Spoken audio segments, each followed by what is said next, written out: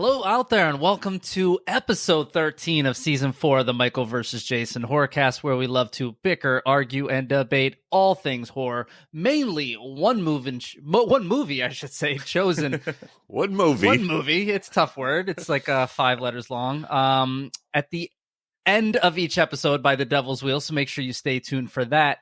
Today's movie answers the age-old question, well, at least in 1984, what happens if toxic sludge or something is just left in the sewers for too long? And it also raises a new question, which is, did Jason corner in on the homeless whore market for things that he puts on the wheel? I don't know. We're answering questions. We're asking questions. I am talking about 1984's C.H.U.D, C.H.U.D, however you want to call it. That is our movie, and if you haven't seen it yet, we're going to spoil the absolute shit out of it. It is, I don't know, 40 years old at this point. You probably weren't planning on watching it. As always, I'm your host, Mike, and joining me, members 2 and 3, Jason and Kirk. What's going on, gentlemen? What's up? Just to throw this out there, Street Trash, I never saw, so I didn't know. Yeah. And I don't think Jason the age-old question of leaving toxic wakes anywhere, I think that question was answered in the 80s. I think we had plenty of movies. I think a lot, but I think so. This was answered in 1984. I don't remember. Toxic Avenger, Return of the Living Dead. Heck, we got it in Street Trash, kind of, right? I mean, kind of. I just know that I didn't know if there was a subgenre that I was not familiar with of homeless whore, and what Jason's going to have next up that alley. Double H. I'll find it. Is it Chud 2? Is that what we're finding? Is that more homeless whore? There is. I don't know if it's more homeless people or not, but no. Well, we will dive into all things Chud here very shortly, and of course, we will rate and review in the 5 acts that we always do. We'll also spin the Devil's Wheel here coming up shortly to find out why I still can't win and who will take the lead between Jason and Kirk. Or the devil. Or the devil, yeah, anybody but me. But before we dive into any of that, how we always like to start the show.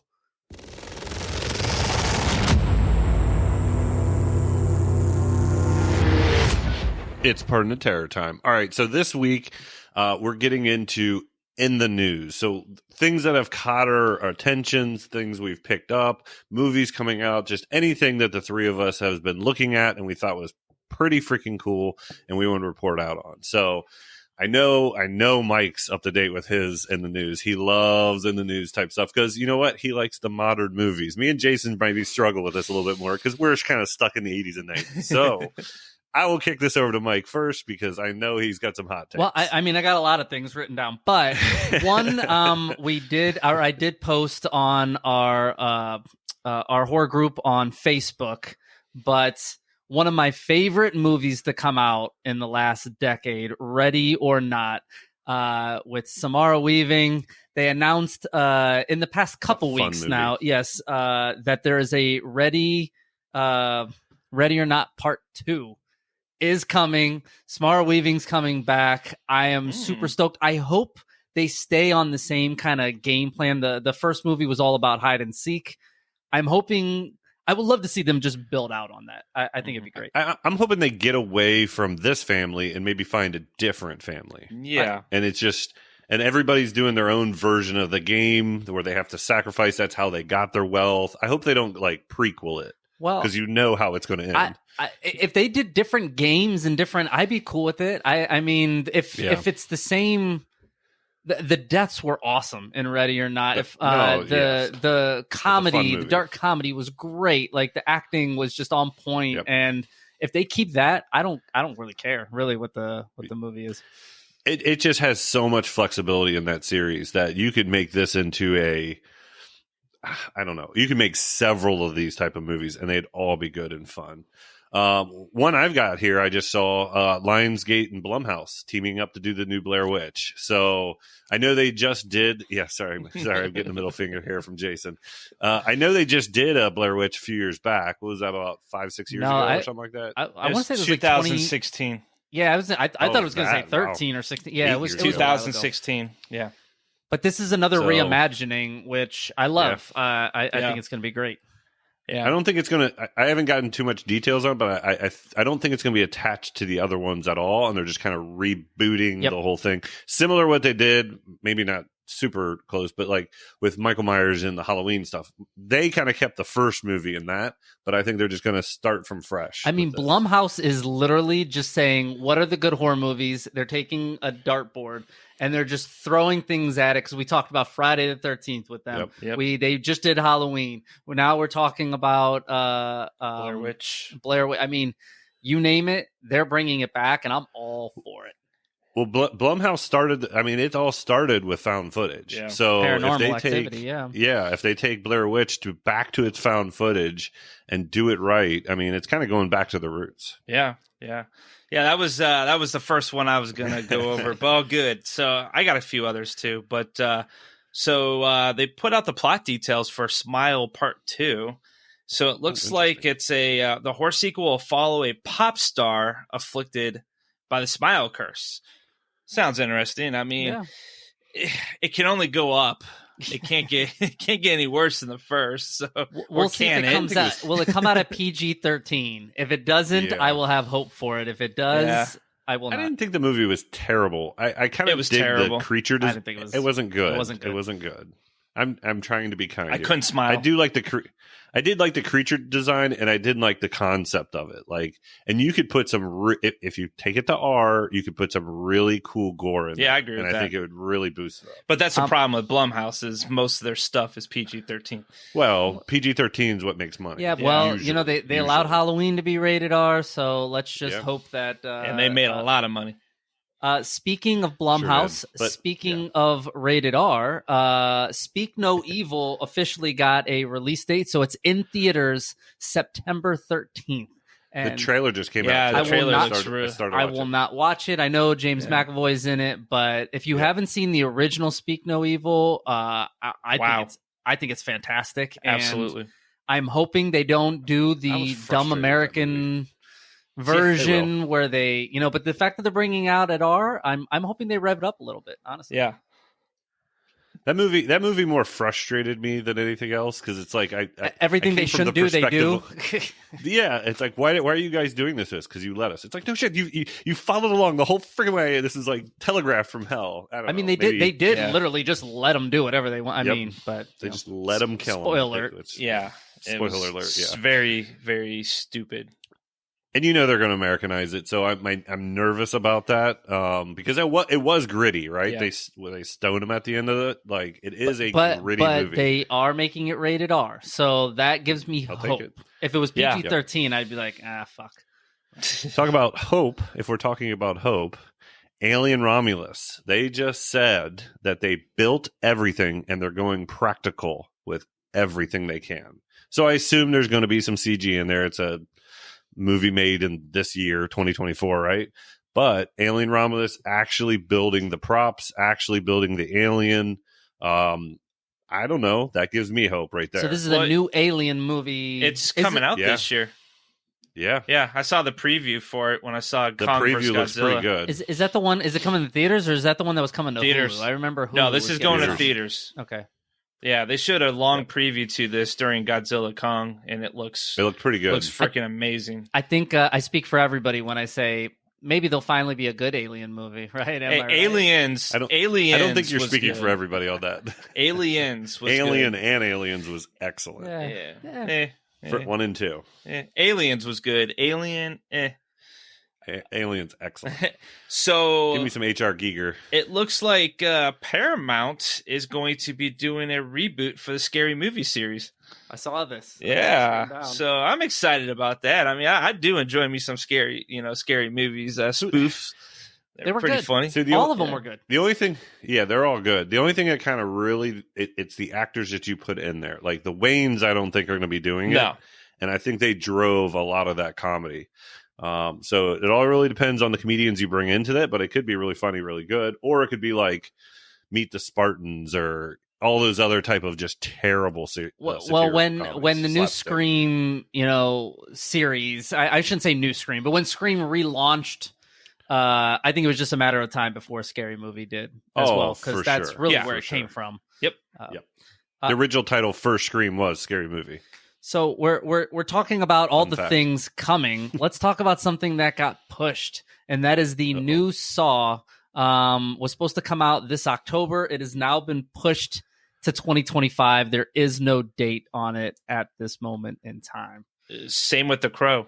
Crow just got pushed to from June to I think either August, September, October. It's one of those 3 months, but that got pushed too. At least it's still They coming just out released this a trailer year. on it. But But it did get pushed. Yeah, I saw the Saw got pushed, but it's probably because they're still probably working on it. I just read this before we went on the air here.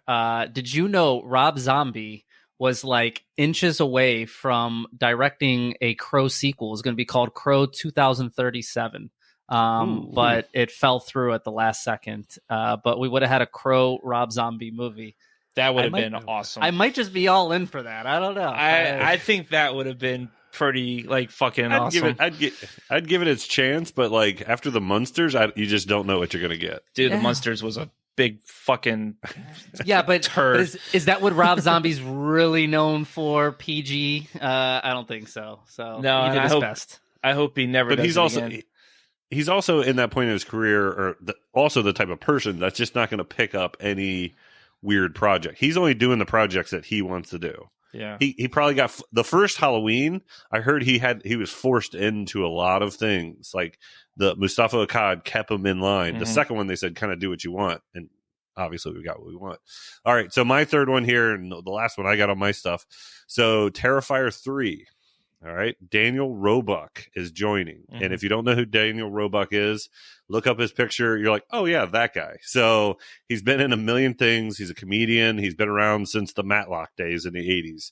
But Daniel Roebuck, I think he's joining as Santa Claus in Terrifier 3. Wasn't he in some of Rob Zombie's either Three from Hell? He was in the Munsters. Or he was in the Munsters. Yeah, he was also in Three from Hell and Devil's Rejects, if I'm not mistaken. He's one of those guys that you see him on the screen and you're like, I know him from everything, but you don't know him. Because I think he was Grandpa Munster. He was in 31.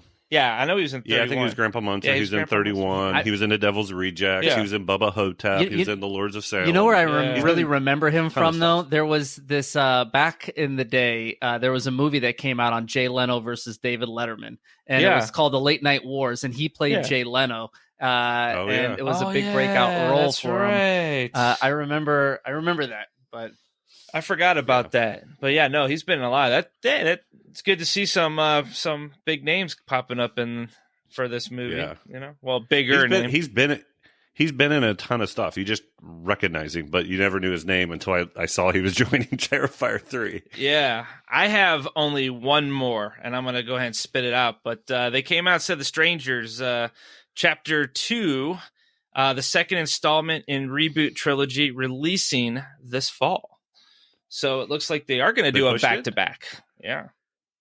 Oh, they've already filmed all. All three of them have been filmed. Right. The first one's coming out in May, right? Yes. I think they're going to do every 6 months, something. So I think we'll get the last one probably, April. Well, it's not 6 months because the first one's coming out in May and the second one's coming out September. Well, it said fall. Are you sure it's September? Because fall could be October, November as well. Yeah, I think it'll be October. So we'll see. I think it'll be October for Halloween. That's right around 6 months. They said they're going to release it within 1 year of each other. All three movies are going to come out within a year of each other. Yeah. Crazy. And the first one comes out next month. Crazy. Speaking of the fall, but we're talking 2025, Blumhouse again announced Five Nights at Freddy's sequel will be next fall. That needs so much money. It'll be coming out, which obviously, they left it open for sequels. With how much money it made, it's going to, get more sequels. I would assume it's going to be more PG-13. Yeah. Talk about another turd of a movie. I'll watch it because it'll probably be out on Peacock at the exact same time as it comes at theater. But unless it comes out rated R, this butt is not going to be in a seat in the theater watching it. So hell no, no way. Yeah, it's a turd. What a turd! It It was better than Turd, but it wasn't good. No. It was like a turd burglar. It was.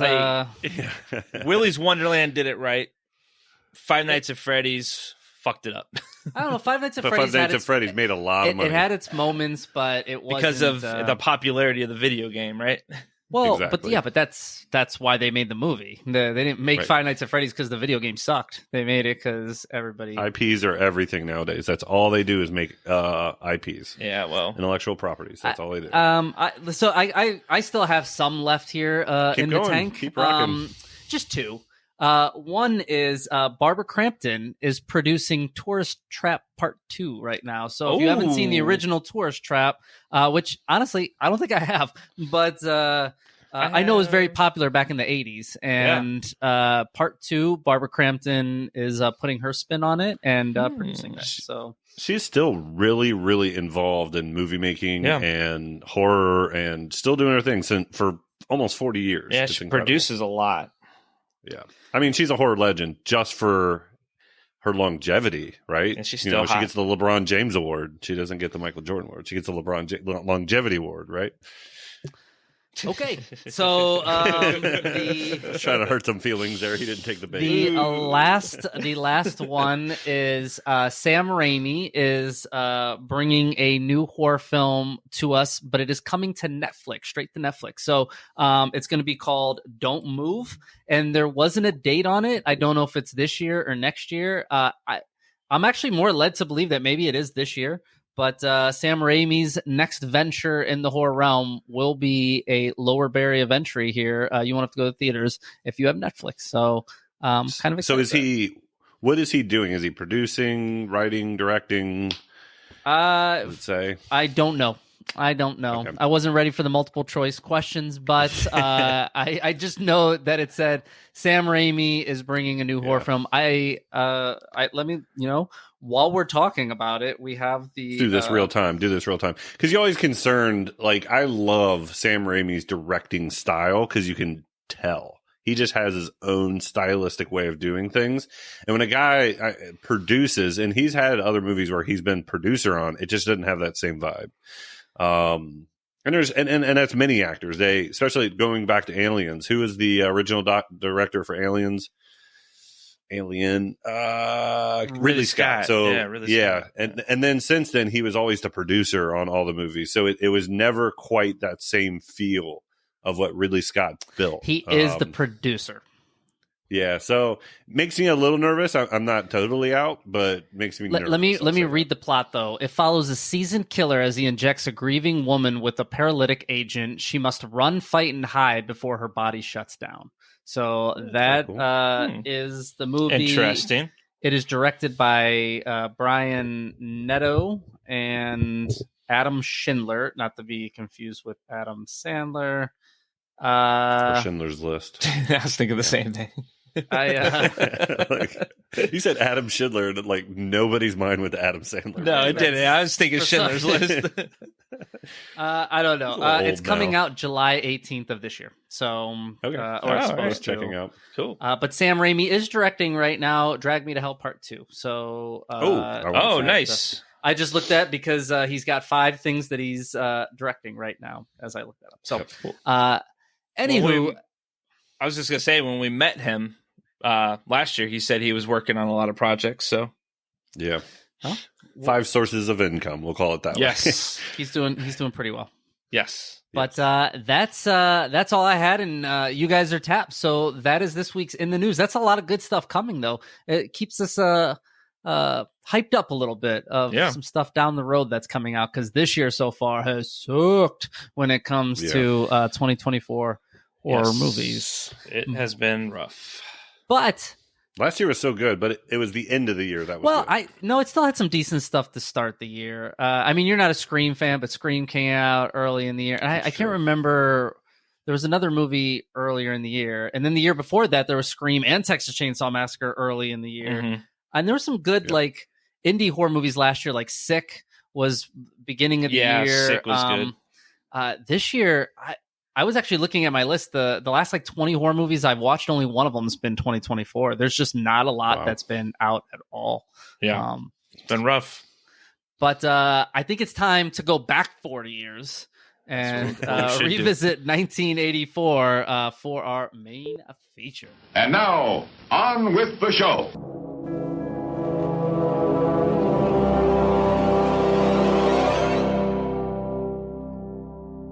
All right, welcome back. And as we were just saying, if I doubt you started this, 25 minutes in, but we were watching C.H.U.D from 1984. This was another homeless Jason pick. So that is just what we'll call it. But Jason, homeless movies. Jason has tied Kirk at 1-1 this month. I was going to say, what? Well, yeah, you're... In April. You're ahead, 1-1 but in April, you guys are tied at 1-1. Yes. I'm just here to not get fined, but this is where we are. But before we can rate, review, and hear all the good behind the scene news, I think Kirk, Kirk's got the clock. Oh shit! ready. I completely forgot about the 30 seconds. Good luck with 30 seconds on this one. Motherfucker. Plot synopsis from hell right here. Yeah. But Kirk. Next word, broski. Okay, so basically, you got all these people that are living in New York City that they're getting eaten by these things that are living underneath the sewers. That are there's like toxic waste that is left there by this like agency. Is turning these people that are like under they live in the underworld basically. Turn into these things. They're eating people. You got this cop, this cook, and everyone trying to like figure it out, and chaos just completely does not ensue. I didn't say it, and yeah, I'm struggling on this one. I mean, the movie struggled on this one as well. Yes. All right. Well, I mean, I'm not even gonna fault you because that one it's just a weird one, but maybe you'll do just a little bit better when we go. Behind the Scream. All right, C.H.U.D. C.H.U.D. is a 1984 American science fiction horror film directed by Douglas Cheek, produced by Andrew Bonheim, and starring John Hurd, Daniel Stern, and Christopher Curry in his film debut. C.H.U.D. was given a limited release theatrically by New World Pictures beginning in August 1984. The film opened at number 13 at the box office, grossing $1,762,922 with an average gross of $5,686 in 310 theaters. Its second week saw it dropping to number 14 in the box office with a gross of only $834,000 and a worldwide gross of $2,800,000. The title of the movie is an abbreviation for Cannibalistic Humanoid Underground Dwellers. C.H.U.D. was released in North America on August 31st, 1984, and grossed $4.7 million. It was followed in 1999 by a sequel titled C.H.U.D 2, Bud the C.H.U.D. IMDb gave the movie a 5.6 out of 10, and I couldn't find how many freaking deaths there were, but I could tell you there was a lot. So there is that, and I will get into that more. So facts. So I know we talked about this earlier. So we just said cannibalistic humanoid underground dwellers, but C.H.U.D actually stood for Contamination Hazard Urban Disposal. So that is what the one dude in the movie basically came out and said. But we all like cannibalistic humanoid underground dwellers because that's what these fuckers were. So that was one of my facts. Number two, this is one of John Goodman's first movies ever. He was the cop in the diner that didn't make it very long. And believe it or not, Jordan Peele's inspiration for Us partially came from C.H.U.D. So there is that. I don't even know if that makes sense, but I'm sure it doesn't. Oh well, you want to know what? Because they go underground, I think at the end. Okay, yeah. And to piggyback on top of that fun fact, a VHS version of C.H.U.D can be seen in Us. Yes, so it's in the background playing actually during the thing. So that was definitely his inspiration. One of the ones I got too, C.H.U.D has been one of the few movies actually released on Betamax, VHS, DVD, and a 2-part multi-featured DVD set. Yep. So that's very rare for it to be released on all those things. And then C.H.U.D is mentioned on The Simpsons many times. Homer talks about C.H.U.D on several occasions through the series for the Simpsons. Especially on the Halloween episodes. Oh yeah. But he always brings up that movie, Chud. Yeah, the Chuds are going to get us. So he's just always been referencing that movie over the many years. Yeah, and I think there was even Daniel Stern on one of those episodes that he was talking about Chud. So, yep. All right, interesting. Interesting stuff here. Any other behind the screen stuff? No, behind the screen it was also referenced in the Flash TV series. If you watch that, oh, yeah. Chud referenced so yeah, why not? Why not? All right, well, that was more of a nugget. Here at the MVJ Forecast, we like to use a 1 to 10 rating system, with 1 being the worst you can do and 10 being a masterpiece in each category. We rate on 5 different acts, and let's just go right into the first act that we always do, which is story beats. And Kirk, what does that even mean? So storyboard beats is exactly what you think it's going to be. Your concept, the acts of the movie, the story, the writing, what's pushing your narrative forward throughout the whole thing. So it's exactly what you think it is. So, Jay, your movie, you can start if you want to. Sure, why not? So basically, I think this had, and Kirk's going to look at me like I'm crazy at first. Just let me get through my point, and then you're going to be like, okay. But this had a really big Jaws feel to it, okay? Yeah, see, all right, here it goes. So it kind of dig it. Okay, cool. Because here's why: you have all these people, high authority people, that have all this knowledge that something is happening, but nobody will listen. Nobody will do anything about it. And then by the time everyone's like, "Oh shit, something is happening," it's too fucking late. Is that Jaws, or is that just a normal horror trope from almost every movie? It's an 80s horror trope, but it really reminded me of Jaws when I was thinking about it, because you had those different authorities. See, I'll agree with you here. That's about 5% of what Jaws is. Yes. The rest of what Jaws is the interaction between the 3 characters and all that, what makes it great. Right. That's about 90% of what this movie is. So it takes a small part of Jaws and makes it into a movie. But I see your throughput, but it is a horror trope. I see it, but I mean, like in Paranormal Activity, the people think that something's happening in the house and nobody believes them, right? Like it's every horror movie. We could make a whole episode over exactly talking about all the movies that do this exact thing. But that was Jaws was the first one that came to my mind, just because you had the cop, you had the mayor, you had these like high authority people that were just kind of like. I mean, they have a lot of professions going on in this movie. They introduce a lot of different random shit. I just don't think that it makes sense really at all of like what they're trying to mesh together. Like the photographer, which was John Hurd, like, and then his girlfriend or wife, I guess it ended up being his wife. I wasn't even sure. And then the cook, his girlfriend at the time. I mean, the cop, like, literally, it's just like, let's just take a bunch of people in random professions and try to melt them together at some point in the movie, which they do. I don't think they do it successfully, though. No, just in my opinion. No. So what Mike said is 100% right. That being said, a lot of these old 80s horror movies is when you watch it, it's right time, right place. Yeah. And for whatever reason, I just enjoyed watching this movie. All the flaws he said are 100% right. I say in my notes here, I put way overcooked at times, like the photographer who has a girlfriend who's a model who has a strange relationships who they're having a kid, and it's just like the depth of the story is just like, who wrote this thing? But for whatever reason, I enjoyed it. Like, this is a movie that I would just pop on and probably just watch, and I don't know why I enjoy it. I don't know if I can verbalize my critiques of it.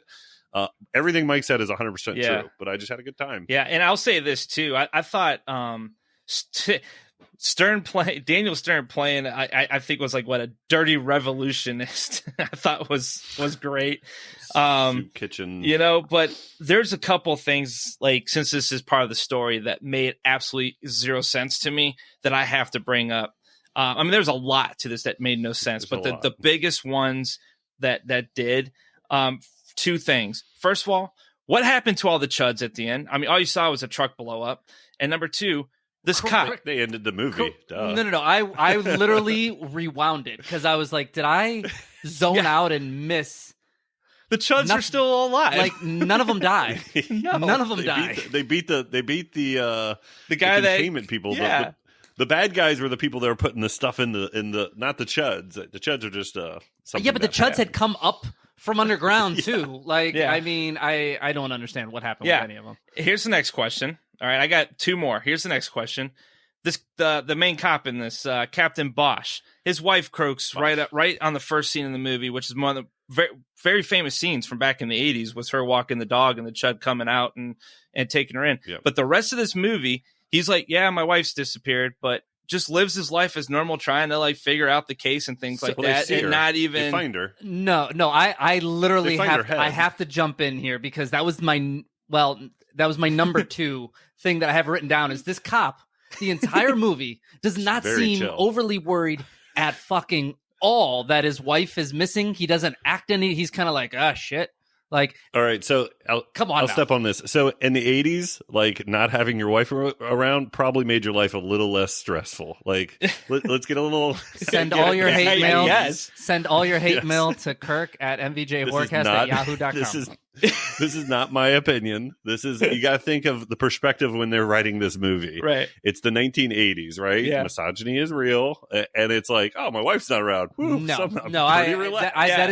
that is the worst argument Yes. I've ever heard But- on anything. but I will of- say in the, this. in the 80s, women didn't you're right. matter. Get the Right. fuck out of here. But I will say this: if this movie You're was right. made, I'm just trying here. if this movie was made in the 2000s, he would have been put on trial for killing his wife. Yeah. So Yeah, like nobody even They found her. He just did it. Her Oh, head was by chopped the off, way, remember? one day he's like, "Hey, can you put out a missing persons report?" And he didn't Yeah. even say for my wife. He said his wife's name, and then Yeah. they're like, "You mean your wife?" And he goes, "Yeah," and just walks away. yeah, Like, Yeah. no emotions, Get- no nothing. get the It's fuck like- out of here. And last one. So the one scene where Lauren, the wife, girlfriend, whatever, she's taking the shower, and all that blood squirts up out of the thing. It cuts off to another scene, then it cuts back to her she's already clothed, just walking around the apartment like nothing happened. What happened with the blood? Why wasn't she freaked out about the blood? What We the are fuck on- was going on? We are on the same wavelength on this one. I rewound that one as well.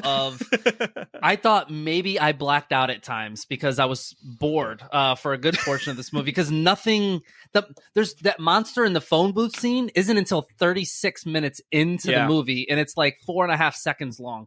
Outside of that, literally nothing happens in this movie for 45 minutes. Yeah.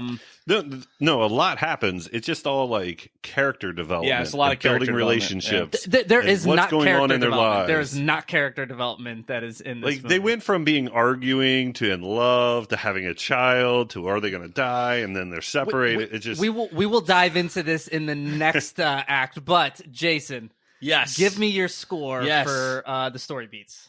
So I wanted to rate this a lot higher because I do like this movie, but because of what we do, I had to give it a 3. Only because all those questions I had to ask, it just made no sense for the story, and the concept of this movie was sewer creatures rising up. So Kirk, I'm going to come to you next because I'm very curious. Are you going to be No, we're logical or emotional? I'd never seen this movie before. This is my first time through it, and I'm telling wow. you, just right time, right place. I just enjoyed it. I thought it was fun. Everything you guys are saying is 100% right. I gave it a 4, slightly below average, but I kind of it was just so bad it was good type So- thing. Maybe that's where I So was. Like, for those keeping track, Chud, Kirk is going emotional. And then when on another you're movie, probably he'll not go right. logical. We don't know what's going to Yeah, happen. we never. Um, that's why he's Captain Kirk. it's a crap. That's game. why he's It is. Captain Kirk. It is like, listen, I'm being honest with this one, I- at least. I appreciate. but I gave it a 4, slightly below average, and I enjoyed it. I'm the low. I gave it a 2. Literally nothing about this. This is not a good story. They don't Yeah. tie things like everything is all over the fuck up. It's a mess. And the fact that we get to the end and Jay, your number one question of what happened to the Chuds, the whole fucking movie is about the Chuds. And at the end, they're like, nah, this is more of like a character story. And Yeah. the bad guy died. So Chuds Yeah. are okay. Like, no, that does not make any sense. That not have a third act payoff is a huge negative for me. And you definitely But don't get an this- answer in Chud 2. This movie just has that 80s charm. I don't know. I was having a happy night, I guess. I don't know. Everything they're saying is 100% right. It just, if you're in for a crappy 80s movie, this is a pretty good one to watch. Yeah. Listen, kids don't do drugs. So let's go. This is your brain on drugs. Let's go. This is. Let's go. Listen, no, it's an emotional decision. I feel you. So It's still a 4. Like, I'm only 1 ahead of Wonder Years here. Thank you, Kevin. That's their names on the screen, just so everybody out there in listener land knows. So our second act is what we like to call the ARC, ARC, which stands for the acting, relatability, and character development, which is why I had to stop the conversation that was going on, because this is solely here in the character development piece. So Kirk, I will let you continue with what you were saying now here in the character and acting and relatability section. So the effort towards character development was 100% there and overly done at some point. It was definitely a good cast of actors. I think they're all quality, but they were all kind of overacting their parts. I thought it was written decently enough. We had a good Home Alone reunion. I'm not super negative on the acting, but they were at times they were kind of spastic and overreacting and throwing fits and all that stuff. But I don't know, it fit with the story you were watching. Yeah, I think this wasn't this before Home Alone though? Yeah. Oh, Home Alone was 90s. Yeah, this is that was like 94, this 95. was 80s. That's Yeah. what I thought. Yeah. Listen, Daniel Stern, I think, is the only redeemable character in this whole movie. I like Daniel Who was Stern's bad? There was no one that was bad. okay, so this is where I have a problem. And it goes back to Jason, everything that you were saying. I wrote this down in very bold letters here. This movie is missing all emotion. Like this, and I blame the actors for this. I mean, the writing was not great for this movie, but it's the actors who have to bring it off the page. And this felt like the cop not giving a shit about anything in his personal life. There's no emotion there. The pregnant girlfriend, where we have the blood scene, exactly what you're talking about. And then the next scene, she's walking around like she's not frazzled. That's her acting choice. And the director allowed all this to happen. So I blame that as well. And, but there's no emotion. This is literally kind of like just like, it's just right, the way it was on the page, somebody just speaking it. And there's unfortunately too many good actors in this to allow this to happen. Yeah. And I'll piggyback off you a little bit on that. Like, so the director, Douglas Cheek, he clearly turned to cheek, on this whole entire, with the emotion. I had that written down a little differently, but it like basically the same thing. Like, I felt like, there was a lot of overacting in a lot of areas. I mean, you had a lot of big names in this movie, obviously a lot of these big names, this is first movies for them. So, I mean, they didn't really get to their roots. Like if you would have had a John Hurt and a Daniel Stern doing this, 10 years later, like they did in Home Alone, I think we might've gotten like some different kind of thing. And this was Christopher Curry, who played Captain Bosch. This was his first ever role. This was his debut. So you get him in his element 15 years later. Did he have another one? Yeah, he did a lot of movies. Okay, I just didn't know if after this movie they were like, he's not a good actor. No, he was up there. So that's what I'm saying. No emotion. There's just no emotion with it. Now, I think the character development, like Kirk said, I'm going to agree with Kirk there. I think the character development in this was great. You got to know everybody. You knew their roles. You knew who they were. You knew where they came from. You knew everything. And I just think they focused a little too much on the character development than the actual horror movie itself. Yeah, so that's why I kind of said the movie's overcooked at times, because the whole pregnancy plot, the whole plot with it, they just added all these layers in.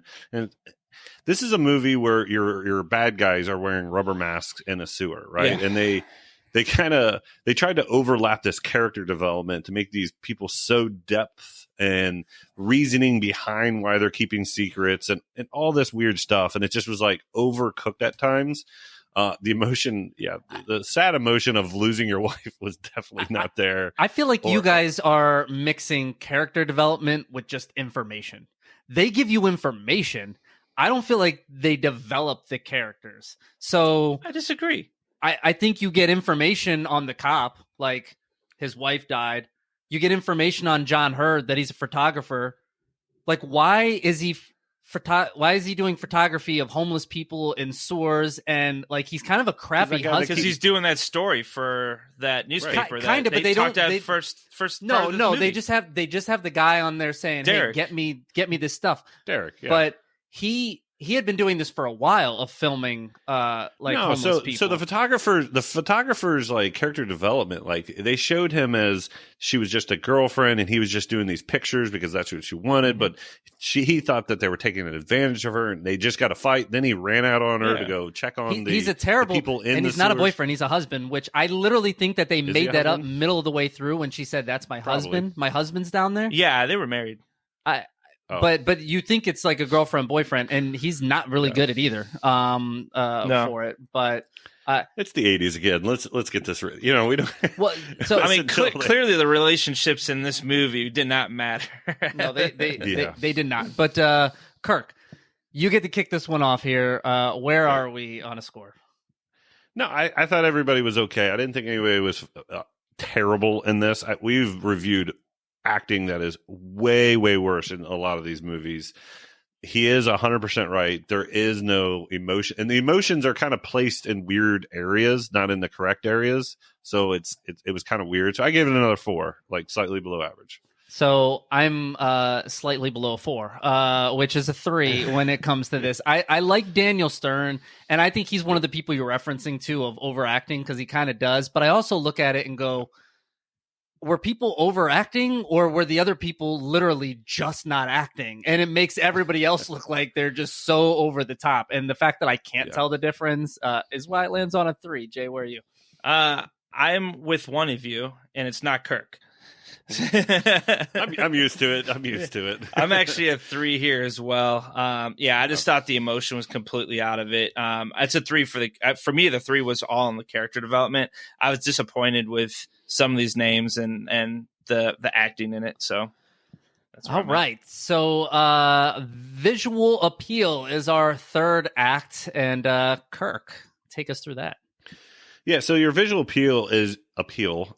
I can't talk right now. Is your effects, your visuals, your cinematography, your gore, just everything that you see on the screen. Turn the volume off. Stop paying attention to the story. What are you seeing? Okay. So I'll start with this. If obviously this is in the 80s, and I get the 80s vibe through and through. I think like from a visual appeal of like an 80s movie, it feels like every other 80s movie that's out there. I gotta say, there's not a lot to brag about in this movie. Like this is where I'll say there's not a lot of blood, there's not a lot of monster, and the monster that you see is mainly either a face real quick and then they cut away, or a hand coming out through a door. What about the head stretch? The head stretching one with the girl in the apartment. That's the part I do like. I think it does look good. There's a decapitated head that looks really good for a second. But let me point a positive out for the visual appeal. So the set design, or how they gave you the feeling of going underground, was actually kind of impressive. Like, you had to go underneath this train station, through this brick wall, underneath, and they either built all these different sections of the underground, or they actually went under there. And I thought it was I was like, Jesus, like every time we're going to. Now, it's part of the story that hurt it, because it felt like we had to track their path the entirety of every little entryway into the underground. But they built all this stuff, or they actually went underground in New York City, which I thought that was kind of impressive for a movie with people with rubber masks, right? Yep. So, and the film quality wasn't the greatest, right? It felt like kind of a cheap film quality. It's dated from the 80s, so I'm not going to knock necessarily too much of that, though. Well, they weren't filming on 4K. They're actually filming on cheap film. Yeah. So what they could find. Yeah. And to piggyback off Kirk, I mean, it's like you're reading my notes right now, because that's what I had written down for the cinematography. I thought was great with the subway and underground settings. I thought they were absolutely amazing. Whether they built them or they actually went underground, I mean, it looked legit. Kind of impressive. Yeah, it looked legit, things like that. The soup kitchen. Yeah, the soup kitchen, all that. Now, on the effects the effects piece of it, I did like how they did do a lot of practical effects. That there was no CGI. Although I did feel the effects were cheesy at times. The stretching head was the only thing that I had written down that was good. But I kind of disagree with you a little bit, Mike. I when they did show the creatures, I did like the look of the creatures. I love the glowing eyes. Like I love that. The glowing eye was cool. I thought it was a cool effect. It still was a rubber mask. Well, yeah, it's still rubber, but Yeah. The other thing that annoyed me on this was the dirt, and I know what they were trying to go for, but the dirt on everybody's face. And like the one guy's sweating and she's dabbing his head. I'm like, well, you're just moving dirt around. Like it just. I know that's how they're in a distinguish sewer, the people. I get it, but who's rubbing dirt all over their face? They were trying to that was like a thing in like the 70s and 80s. Like if you watch like Annie or any of these things where like, oh, it's an orphan, put dirt on their face. That's how we'll distinguish them. It's but like it Mary bugged me with the guy Poppins. cooking food. Yeah, he was, Daniel cooking Stern food. never not had dirt on his face. Yeah, He had dirt all over his face. You're going to go see the mayor. Like wipe your face off just a little bit. So going back to, I think the best visual scene for me is when the monster's chasing the pregnant girl through the house, and then she chops off, the head, and the decapitated like part looks all right. The actual neck that's like spitting the green like looked kind of cheesy. But I'll tell you the scene right before that scene, Jay, were you talking about the blood in the shower? Yes. I feel like if they would have just extended that scene an extra 25 seconds, man, would have done so much. Where if they could have had blood like splattering all through the bathroom, and like maybe she even like unclogs the sink and some weird thing comes up.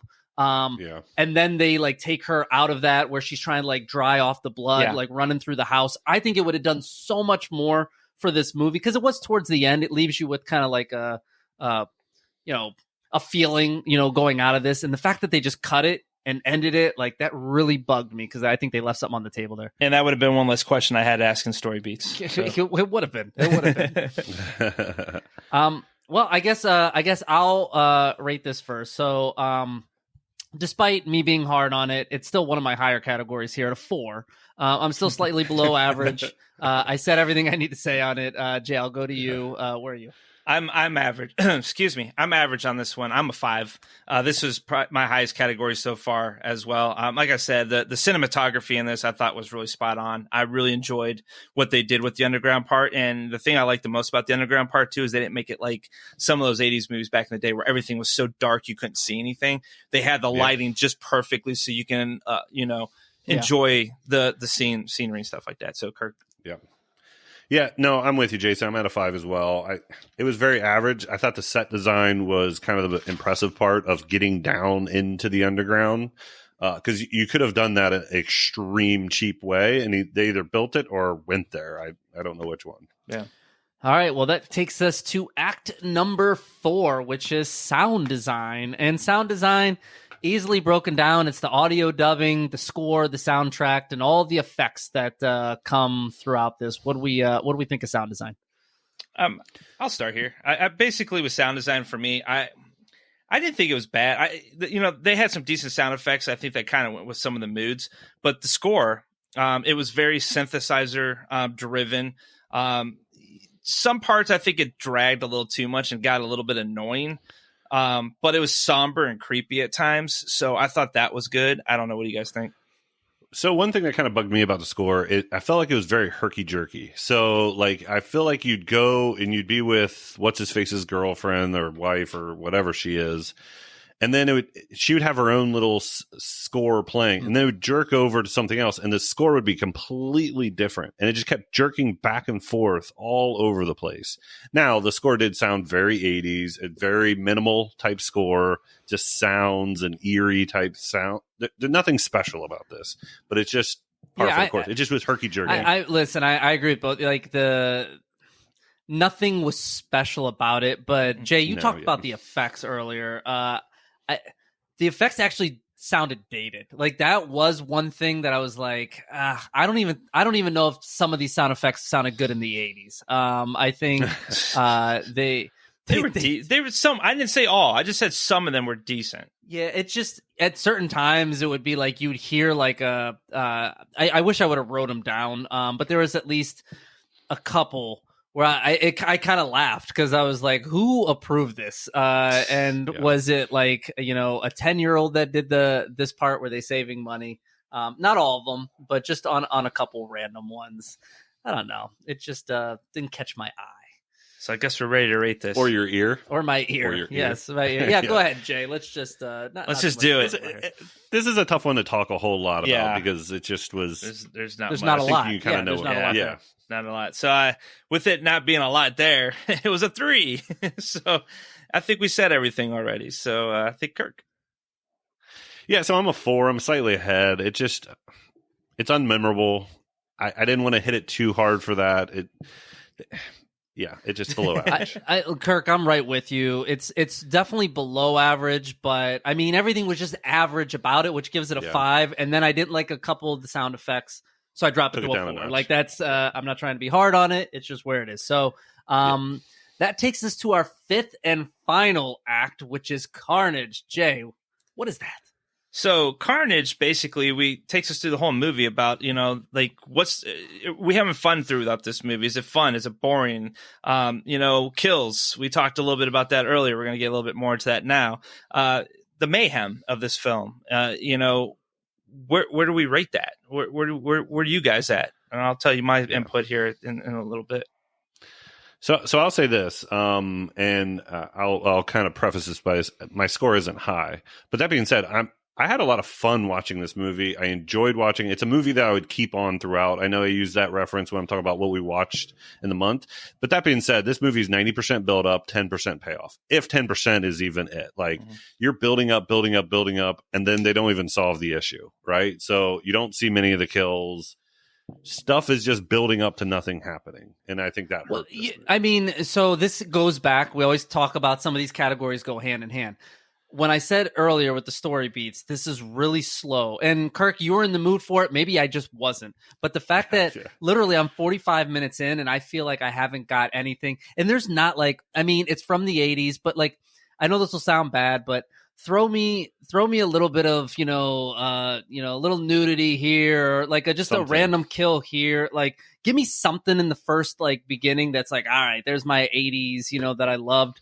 There wasn't even good humor, in my opinion, like throughout the beginning of this. And Jay, I know you said there's a ton of kills.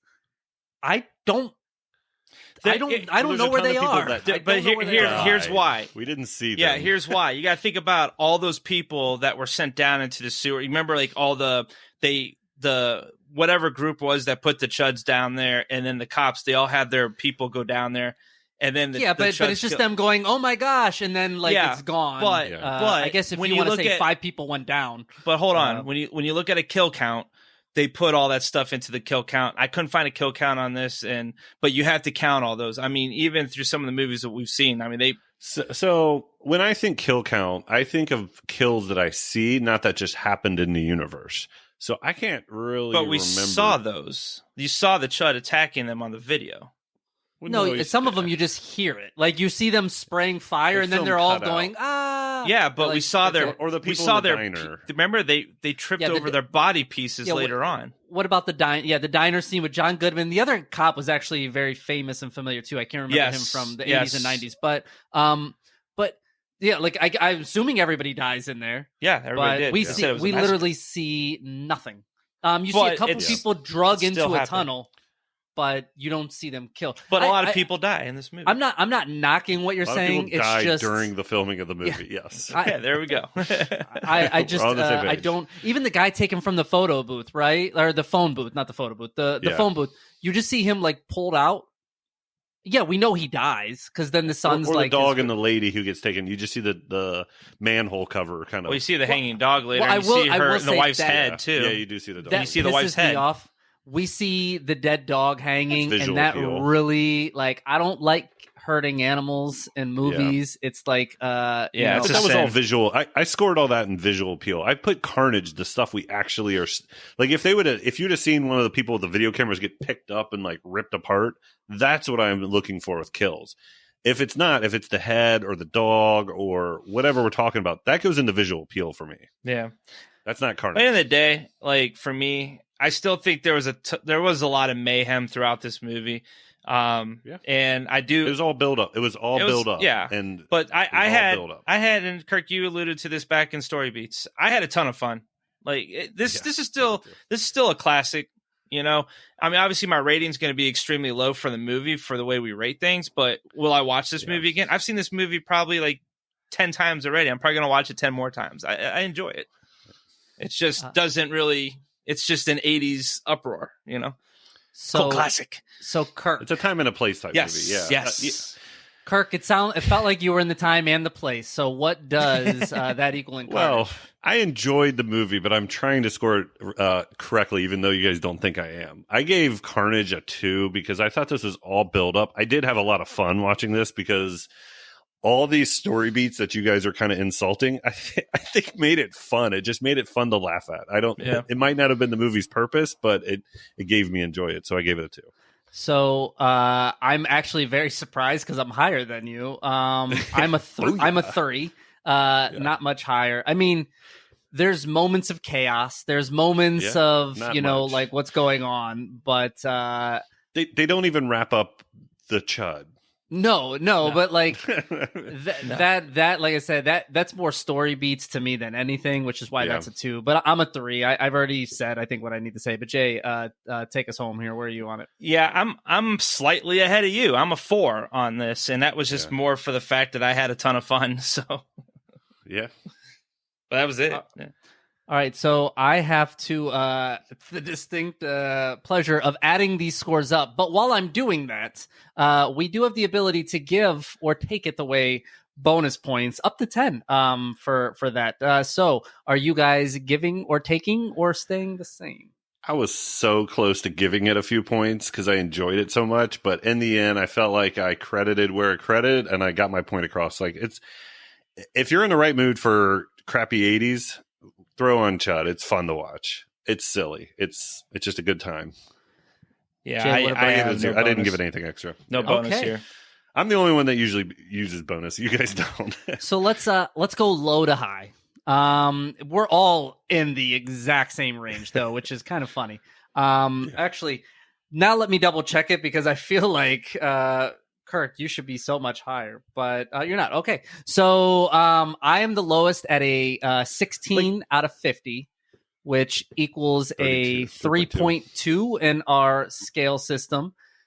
Slightly higher is Jason comes in next. He was an 18 out of 50 for a 3.6. And Kirk, you were literally 1 point above that, which is 2 in the scale. You are 19 out of 50, which comes in at a 3.8.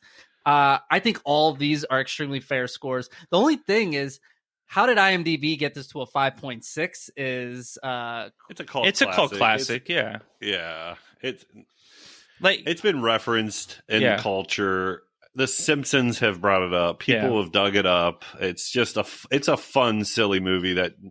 It's so bad. It's good. Yeah, and like I just said, you know, like based on our scoring scale, this is how it came out. But if we would have been on our old scoring scale, I probably would have been in the 5s somewhere, like a 5.5 or something easily, 5.56, just because I do like this movie. If I rated this movie how I'm rating our top 50, just movies I enjoy to watch, I would probably, like you said, like in a 5. Mm-hmm. But actual quality of movie, there are some definite errors. My 3.2. I wasn't a real big fan watching it this time around. I don't know if I've ever watched it fully. In fact, I don't think I've ever watched it fully through. But I also know if it was on and I was flipping through channels, I might end up on it for 5 to 10 minutes because okay, where are we at in the story? It's typical 80s without some of the 80s stuff that you like. You know what I mean? That's just where it falls. But all right. Well, listen, we're all sub 4, but above 3. I mean, that's as much as we're gonna agree on anything. And the thing is, you thought I was going emotional on this one because I liked it so much, but I just I took over. Well, you went emotional at the beginning. I definitely think a 4 on the story is crazy to say that this is close to average of a story. But it's not close. It's below. Yeah, there's slightly below, and there's way below, and then there's in between that. But it's all fun. It's all good. It's all good. I just like to kid. I joke, I kid. But that is it for C.H.U.D. we're coming up from the sewers now, hopefully, and the homeless and seeing did category. Jason find another homeless movie to replace this on the wheel with? We'll find out next. Maybe. When we take a ride on the Devil's Wheel.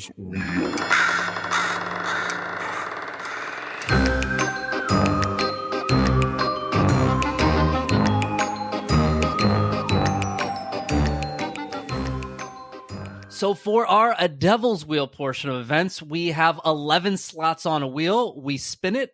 Whatever it lands on, that is the movie that we either want to or we're forced to watch the following week. But before we can spin the wheel, we need to know what's on the wheel and how it's broken up. And the way that is we each get 3 movies that we put on the wheel. 2 of them can be whatever. 1 has to be a movie we've never seen before. That makes up 9 slots. 1 slot is our special Devil's Pick, which if it lands on that, it goes to a random draw, and we got to watch whatever it tells us to, as long as we haven't watched it. And we've before. done that a few times this year. I a few too many. And then there's 1 extra slot this year that we are doing where whoever wins the previous month gets an extra slot on the wheel where they can double down on a movie, have 4 movies, whatever they want. Unfortunately, the devil keeps winning that extra slot, and that's where we are going into this. But Jason, I will come to you because you are the only one obligated to make a change.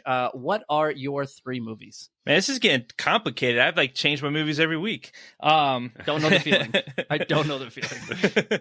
So obviously 2 of them are going to stay. So the movie I've not seen from 1981, Graduation Day, keeping Hell Night from 1981 on there as well. And the one that I'm adding, Kirk's going to be happy about this one. I talked about it last week, but we're going to watch, hopefully, Reanimator next week. He said we're going to watch, so he's already assuming the win. I mean, I cannot say anything in this. I'm just here to watch you guys. You know, Yeah. I feel like I'm at your guys' baseball game or something, and I'm just rooting on the teams. So speaking of which, Kirk, what else has a chance of winning? Yeah. So my movies haven't changed. So I have Evil Dead from 2013 and The Ritual from 2017. And then the movie I have yet to see is The Empty Man from 2020. All right. And just because there has to be 3 other slots on the wheel, I have He's got his own wheel. Splinter from 2008. Listener request from Elliot. Whew. Wrong guy, my guy. But I think it's taking Elliot's fault. He took me out for a while. Taking of Deborah Logan from, I think it was 2014. I don't know. It'll be 2054 before we have a chance to watch it. And the movie I've never seen, shamefully, Dear Wheel, take me out of my misery and let me watch this movie. Is 13 Ghosts from 2001. But all that's left to do Spin that is wheel. spin the wheel. It is spinning. And Mike, I will tell you this: you might not. Maybe the devil's waiting for the series of 13 Ghosts to come out. So, I mean, I'm about to Horror pick news. up I'm about to pick up a different movie that I've never seen before, just to maybe shake it up. But guys, Mike won. what if I told you hell has frozen over? It's not 13 Ghosts, but I did win, Splinter. and we will be watching Splinter. I don't even know what to say right now. I want to thank my family for supporting me. I want to thank Poor Elliot. Listen, Elliot, this tells you that there's a outside chance. I mean, we are in mid-April, and this is my 2nd win of the year. The devil has 3. What year is this from? This is from 2008. I am so happy right now. I never am at a loss for words, and I am literally at a loss for words. Wasn't this movie on a Sci-Fi Channel come movie or something? Is that this one? Maybe. I don't know. I think but this was. But it's from 2008. It's got some people in it. I thought it was the M. Night Shyamalan. For whatever reason, I had my name Split in my mind, and no, it's Splinter. It's completely different. This with is Splinter. Shea Willingham. He's been in a bunch of stuff. Yeah. There's a few people. Listen, I don't think it takes place in a sewer. So it takes No place homeless in a gas- people? Sewer people. I don't know, but I watched it once. I don't remember it too well, but Splinter from 2008. We will all in 7 days. The world rejoices. From And Freevee. we will come back and review it. Same bat time, same bat channel. We're literally fast forwarding 24 years in the future from C.H.U.D. And coming here. So Maybe even above ground. And that for- means for a each change. one of us now have a win in April. this now it is getting exciting in the two world left in with April. two and watch left. the devil win Yes. the last two. It's very possible. Don't tempt it. Remember, it can be tempted. I did that. Yeah. If we could also tie and it goes to the devil. So that is still a possibility. But listen, I'm streaking. I've won 1 in a row. So I'm. Please don't do that. That's a horror movie in itself. It's not that cold out. Sorry, I tucked it into a sock. I apologize. It looks a little different in the pants. But all right, so that's episode 159 of the MVJ Horrorcast. We do appreciate you, whether it is one episode or all 159 rocking with us. Looking ahead to next week, not only will we be doing Splinter, but for our Part in the Tear, it will be questions week. So if there's any questions out there that you guys want us to argue amongst each other, send them into the podcast, mvjhorrorcast@yahoo.com. Or there's other ways, but the other easiest way is to go to our MVJ Horrorcast Facebook MVJ Horror. MVJ Horror, Facebook group on Facebook. Well, I said Facebook. So other ways, faces. we also have a YouTube channel. We're almost up to 1,500 subscribers. So we appreciate everybody out there. Keep joining. And we also have an Instagram where you can message us from there. But yeah, if you have any questions for the upcoming podcast that you want us to argue, we each argue amongst 2 questions apiece. We could put your questions on instead. So yeah, listen. That'll be it. Mike's a little jazzed up. Can you tell this ending is he's got a little extra pep in his Yeah. I mean, Hell Knight should have won because Hell froze over for you. So Yeah. Well, no, then hell does not freeze over. that's the point. Hell shouldn't freeze over. Listen, we all got splinters next week. Is it a good thing? Is it a bad thing? I don't know, but we're going to reconvene and we're going to talk all about it. First watch for Kirk, probably 50th watch for Jason. Never seen it. Oh, really? So this is exciting stuff. So we are not in the sewer for next week. So let's just all rejoice in that. I thought we were all going to turn into Teenage Mutant Ninja Turtles, but we are not. So on that, peace. Go ninja, go ninja, go. Woo, woo.